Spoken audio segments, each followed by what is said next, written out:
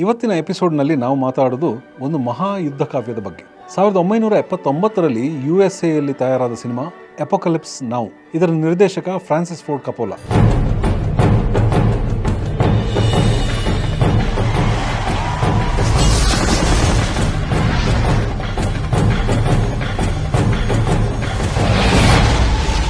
ಸಿನಿಮಾದ ಇತಿಹಾಸದಲ್ಲಿ ಕೆಲವು ಸಿನಿಮಾಗಳು ಕೇವಲ ಸಿನಿಮಾಗಳಲ್ಲ, ಅವು ಒಂದು ಯುಗವನ್ನೇ ಬದಲಿಸುತ್ತವೆ. ಅಪೋಕಲಿಪ್ಸ್ ನೌ ಅಂತಹದ್ದೇ ಒಂದು ಕೃತಿ.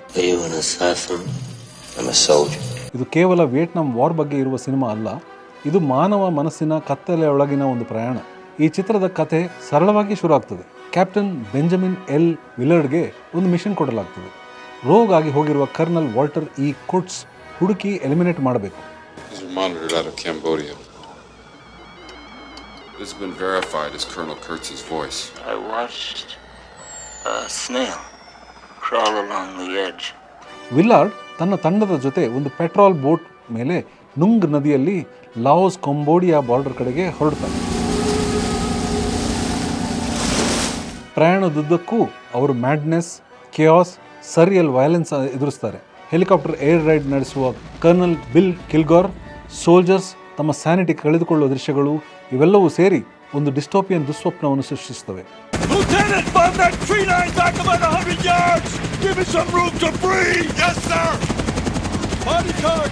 ಕುರ್ಟ್ಸ್ ಕ್ಯಾಂಪ್ ತಲುಪುವ ಹೊತ್ತಿಗೆ ವಿಲರ್ಡ್ ಕೇವಲ ಕುರ್ಟ್ಸ್ನನ್ನು ಹುಡುಕುವ ವ್ಯಕ್ತಿ ಅಲ್ಲ, ಅವನು ತನ್ನೊಳಗಿನ ಡಾರ್ಕ್ನೆಸ್ ಅನ್ನು ಕ್ವೆಶ್ಚನ್ ಮಾಡುವ ವ್ಯಕ್ತಿಯಾಗಿರುತ್ತಾನೆ.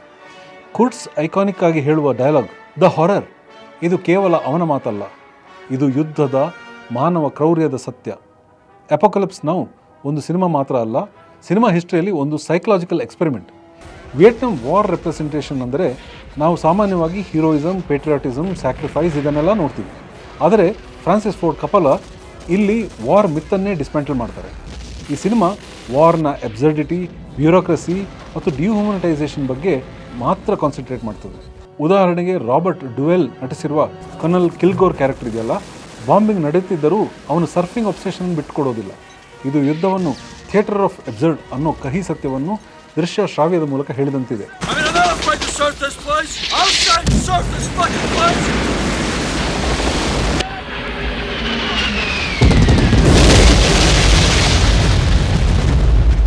ಕ್ಯಾಪ್ಟನ್ ವಿಲ್ಲರ್ಡ್ನ ಜರ್ನಿ ಒಂದು ನದಿಯ ಮೇಲ್ದಂಡೆಯ ದಾರಿ, ಬಟ್ ಸಿಂಬಾಲಿಕಲಿ ಅದು ಹ್ಯೂಮನ್ ಸೈಕಿ ಒಳಗಿನ ಡಿಸೆಂಟ್.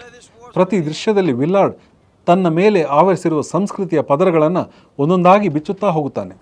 ನದಿಯ ಮೇಲಿನ ಪ್ರಯಾಣ ಮುಂದುವರಿದಂತೆ ಅವನೊಬ್ಬ ಸಾಧಾರಣ ಸೈನಿಕ ಅಲ್ಲದೆ ಯುದ್ಧದ ಕ್ರೂರ ಸತ್ಯಗಳನ್ನು ಎದುರಿಸುವವನಾಗಿ ರೂಪಾಂತರಗೊಳ್ಳುತ್ತಾನೆ. November. Kurtz orders assassination of 3 Vietnamese men and 1 woman. 2 of the men were colonels in the South Vietnamese army. Enemy activity in his old sector dropped off to nothing. ಕೊನೆಗೆ ಕರ್ನಲ್ ಕುಟ್ಸ್ ಬಳಿಗೆ ತಲುಪುವ ಹೊತ್ತಿಗೆ ವಿಲ್ಲಾರ್ಡ್ ಸೈನಿಕನಾಗಿಯೇ ಇರುವುದಿಲ್ಲ. ಅವನೊಳಗಿನ ಕತ್ತಲು ಕುಟ್ಸ್ನ ಆತ್ಮವನ್ನೇ ಪ್ರತಿಬಿಂಬಿಸುವ ಕನ್ನಡಿಯಂತೆ ಮಾರ್ಪಾಟಾಗಿರುತ್ತದೆ. ಅಪೋಕಲಿಪ್ಸ್ ನೌನಲ್ಲಿ ಮನುಷ್ಯನು ತನ್ನೊಳಗಿನ ಅತಿ ಕತ್ತಲನ್ನು ಎದುರಿಸ್ತಾನೆ. ಈ ಆಂಬಿಗ್ಯುಟಿಯಲ್ಲಿಯೇ ಸಿನಿಮಾ ಜೀವಂತವಾಗಿದೆ. ಇಲ್ಲಿ ಟ್ರೆಡಿಷನಲ್ ಹೀರೋ ವಿಲನ್ ಡಿವೈಡ್ ಇಲ್ಲ. ವಿಲ್ಲಾರ್ಡ್ ಫ್ಲಾಡ್.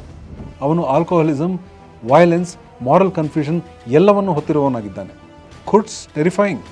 ಅವನು ಸಿವಿಲೈಸ್ಡ್ ಪ್ರಪಂಚ ಬಿಟ್ಟು ಪ್ರಿಮಿಟಿವ್ ರಿಚುವಲ್ಸ್ ಮಾಡಲಾರಂಭಿಸಿದ್ದಾನೆ. ಕಿಲ್ಗೋರ್ ಅಬ್ಸರ್ಡ್. ಯುದ್ಧವನ್ನು ಒಂದು ಸರ್ಫಿಂಗ್ ಟ್ರಿಪ್ ರೀತಿಯಲ್ಲಿ ಟ್ರೀಟ್ ಮಾಡ್ತಿದ್ದಾನೆ. ಇವರಲ್ಲಿ ಯಾರೂ ಶುದ್ಧವಾಗಿ ಉಳಿದಿಲ್ಲ, ಎಲ್ಲರೂ ಮಾರಲಿ ಕಾಂಪ್ರಮೈಸ್ಡ್. ಪ್ರೇಕ್ಷಕರು ಇಲ್ಲಿ ಉತ್ತರವನ್ನು ಹುಡುಕೋದಿಲ್ಲ, ಬದಲಿಗೆ ಕಾಂಟ್ರಡಿಕ್ಷನ್ಸ್ನಲ್ಲೇ ಬದುಕಬೇಕು. ಇದೇ ಸಿನಿಮಾ ನೀಡುವ ಅನುಭವ. ಅಂದ ಹಾಗೆ ಈ ಸಿನಿಮಾದ ನಿರ್ಮಾಣದ ಕಥೆಗಳು ಸಾಕಷ್ಟು ಡ್ರಾಮ್ಯಾಟಿಕ್ ಆಗಿವೆ. ಮರ್ಲಿನ್ ಬ್ರ್ಯಾಂಡೋ ಸೆಟ್ಗೆ ಬಂದಾಗ ಅವರು ಓವರ್ವೇಟ್ ಆಗಿದ್ದರು, ಸ್ಕ್ರಿಪ್ಟ್ ಓದಿರಲಿಲ್ಲ. ಕಪೋಲಾ ಫಸ್ಟ್ ಶಾಕ್ ಆಗಿದ್ದರಂತೆ. ಆದರೆ ಅದೇ ಲಿಮಿಟೇಷನ್ಸ್ ಬಳಸಿಕೊಂಡು ಬ್ರ್ಯಾಂಡೋರನ್ನು ಹೆಚ್ಚಾಗಿ ನೆರಳಿನಲ್ಲಿ, ಡ್ರಾಮ್ಯಾಟಿಕ್ ಲೈಟಿಂಗ್ನಲ್ಲಿ ಶೂಟ್ ಮಾಡಿದರು. ಇದರಿಂದ ಕುರ್ಟ್ಸ್ನ ಮಿಸ್ಟೀರಿಯಸ್ ಆರಾ ಅದ್ಭುತವಾಗಿ ಮೂಡಿಬಂತು. ಓಪನಿಂಗ್ನಲ್ಲಿ ಹೋಟೆಲ್ ರೂಮ್ನಲ್ಲಿ ಮಾರ್ಟಿನ್ ಶೀನ್ ಕುಡಿದು ಬ್ರೇಕ್ ಡೌನ್ ಆಗುವುದು ಸ್ಕ್ರಿಪ್ಟೆಡ್ ಅಲ್ಲವಂತೆ, ಅದು real break down. Sheen mirror ಹೊಡೆದಾಗ ಅವನ ಕೈಗೆ ಗಾಯ ಆಯಿತು. ಕಪೋಲಾ ಶಾಟ್ ಕಟ್ ಮಾಡಲಿಲ್ಲ. ಅದೇ raw authentic footage picture opening sequence ಆಗಿ ಇಮ್ಮಾರ್ಟಲ್ ಆಯಿತು.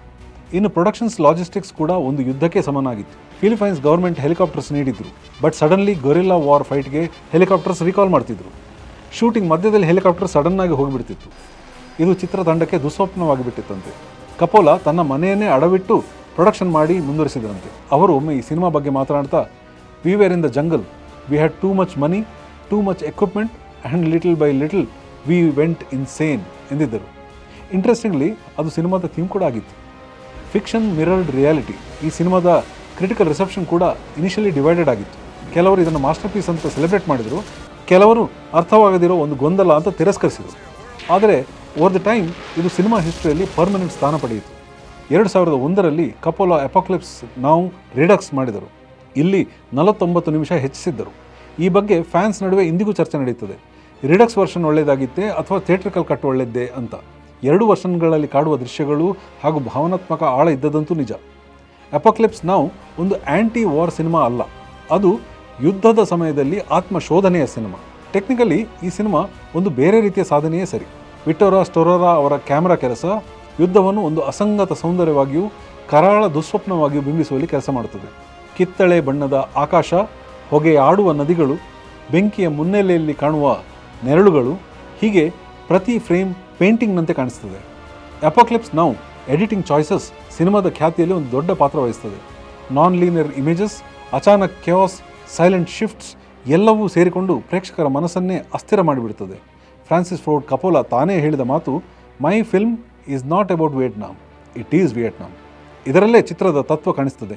ವಿಯೆಟ್ನಾಂ ಯುದ್ಧದ ಕತೆ ಹೇಳೋ ಬದಲು ಯುದ್ಧದ ಅನುಭವವೇ ಪ್ರೇಕ್ಷಕರಿಗೆ ತಂದುಕೊಡುತ್ತದೆ ಈ ಸಿನಿಮಾ. ಇದನ್ನು ಮಾಸ್ಟರ್ ಪೀಸ್ ಎಂದು ಯಾಕೆ ಕರಿತೇವೆ? ಯಾಕೆಂದರೆ ಇದು ಒಂದು ವಾರ್ ಫಿಲ್ಮ್ ಅಲ್ಲ, ಇದು ಸಿವಿಲೈಸೇಷನ್ನ ಕೊಲ್ಯಾಪ್ಸ್ ಕುರಿತ ಒಂದು ಧ್ಯಾನ. ಈ ಸಿನಿಮಾ ಯುದ್ಧ ಎನ್ನುವುದು ಒಂದು ಅಸಂಗತ ನಾಟಕದಂತೆ. ಇಲ್ಲಿ ಮನುಷ್ಯರ ಅಸ್ತಿತ್ವ ಅರ್ಥ ಕಳೆದುಕೊಳ್ಳುತ್ತದೆ. ಈ ಸಿನಿಮಾ ಪ್ಯಾಮ್ ಡಿಯೋರ್ ಕ್ಯಾನ್ಸ್ ಗೆದ್ದಿತು, ಅಕಾಡೆಮಿ ಅವಾರ್ಡ್ಸ್ನಲ್ಲಿ ರೆಕಗ್ನಿಷನ್ ಸಿಕ್ಕಿತು ಮತ್ತು ಜನರೇಷನ್ಸ್ ಆಫ್ ಫಿಲ್ಮ್ ಮೇಕರ್ಗಳಿಗೆ ಪ್ರೇರಣೆ ಆಯಿತು. ಫ್ರಾನ್ಸಿಸ್ ಫೋರ್ಡ್ ಕಪೋಲ ಒಂದು ಅಪಾಯಕಾರಿ ಜೂಜಾಡಿದ್ದರು. ಈ ಸಿನಿಮಾದ ಬಜೆಟ್ $30 ಮಿಲಿಯನ್ ಹೆಚ್ಚಾಗಿತ್ತು. ಸಿನಿಮಾಕ್ಕಾಗಿ ಅವರು ಸ್ಟುಡಿಯೋದೊಟ್ಟಿಗೆ ಜಗಳಾಡಿದ್ದರು.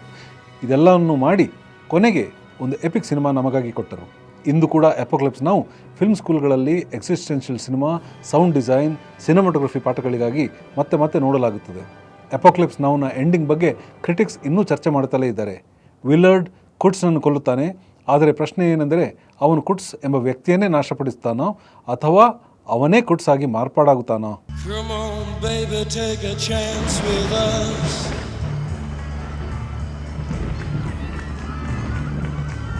Come on, baby, take a chance with us.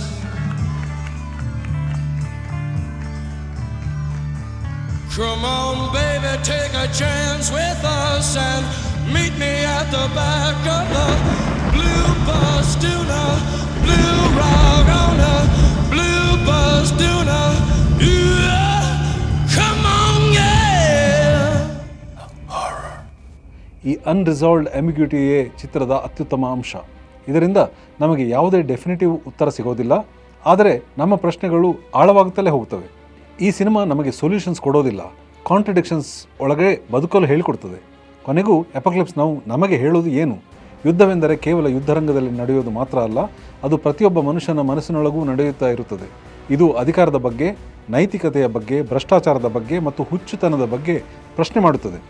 Civilisation ಅಂತ ನಾವು ಹೆಮ್ಮೆಯಿಂದ ಹೇಳೋ ಆ ಸಂಸ್ಕೃತಿ ಎಷ್ಟು ಫ್ರೆಜೈಲ್ ಅಂತ ತೋರಿಸ್ತದೆ. ಸಿನಿಮಾ ನಮಗೆ ನೆನಪಿಸ್ತಿರೋದು ಏನೆಂದರೆ, ಹಾರರ್ ಅಂದರೆ ಹೊರಗಿರುವುದಲ್ಲ, ಅದು ನಮ್ಮೊಳಗೇ ಇದೆ. ಇದೇ ಸಂದೇಶ ಅಪಾಕ್ಲಿಪ್ಸ್ ನಾವು ಸಿನಿಮಾವನ್ನು ಕ್ಲಾಸಿಕ್ ಸಿನಿಮಾ ಮಾಡಿದೆ. ಈಗ ನಿಮಗೆ ಒಂದು ರಿಕ್ವೆಸ್ಟ್, ಈ ವಿಡಿಯೋ ನಿಮಗೆ ಇಷ್ಟವಾದರೆ ನಮ್ಮ ಚಾನಲ್ಗೆ ಸಬ್ಸ್ಕ್ರೈಬ್ ಮಾಡಿ, ಲೈಕ್ ಮಾಡಿ, ಕಮೆಂಟ್ನಲ್ಲಿ ನಿಮ್ಮ ಅಭಿಪ್ರಾಯ ಹಂಚಿಕೊಳ್ಳಿ. ಇನ್ನಷ್ಟು ಜಾಗತಿಕ ಸಿನಿಮಾ ಕ್ಲಾಸಿಕ್ಗಳ ಬಗ್ಗೆ ಮಾತನಾಡೋದಿದೆ ನಮ್ಮ ಮುಂದಿನ ಎಪಿಸೋಡ್ಗಳಲ್ಲಿ. ಆದ್ದರಿಂದ ಬೆಲ್ ಐಕಾನ್ ಒತ್ತಿ ಅಪ್ಡೇಟ್ ತಪ್ಪಿಸ್ಕೊಳ್ಳಬೇಡಿ. Until then, keep watching, keep questioning, keep loving cinema. ನಮಸ್ಕಾರ.